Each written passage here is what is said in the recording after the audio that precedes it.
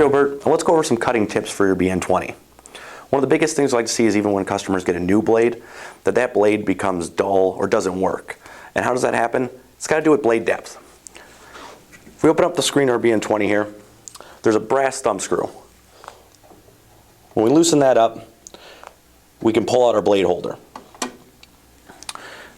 Inside the blade holder we have our push pin to be able to release the blade, also the blade itself. It's very, very important that you have the blade only about a credit card thickness or to half a credit card thickness out. Any farther, the blade could chip, and even a new blade could chip and break immediately. To put this back in, always make sure that the O-ring around the outside is flush with the bracket. Once flush, make sure that brass thumb screw is finger tight. Another important thing too as well that we hear jumping, skipping over my media when it's cutting could be the cutting strip. Cutting strip is the gray piece that comes along. That's exactly where the cutting blade cuts. If there's any gouges in it or maybe dashes, what can happen is when the blade's cutting, it will grab onto those, and when it pulls, it jumps and skips over, giving you that skipping effect that you're seeing when you're cutting. Checking these two things are very important. Also, you're going to want to go to your computer and make sure that your force and speed's right in your BN-20 utility.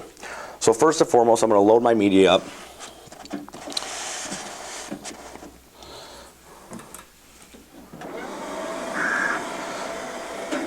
And come over to my computer.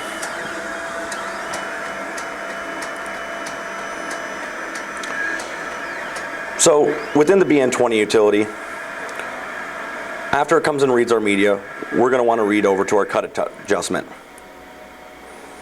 So inside our cut adjustment, we could change our cut force, our cut speed, and the times you want it to cut that object. For this certain material we're using today, we're going to want to use 65 grams of force with a cut speed of 15 centimeters a second. Any material you use, you should ask that provider for all the specs on how to cut that material. After we have everything we need, we're going to want to do a test cut. Your BN-20 will do a test pattern, and that test pattern will look like just on the screen. It's going to be a circle with a square.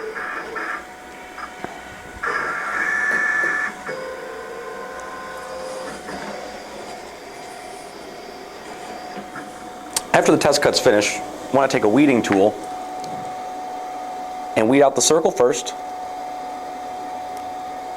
Notice it leaves back the square. That's a good sign of a good test cut. After that circle's pulled out without pulling out the square, go ahead and remove that square. And on this one too, there's a very, very faint light scorching of that square. That's a good thing as well. Once we have a good test cut, we know when we go to send our job to VersaWorks and it prints and cuts, it's going to cut it well and we'll have a good job running.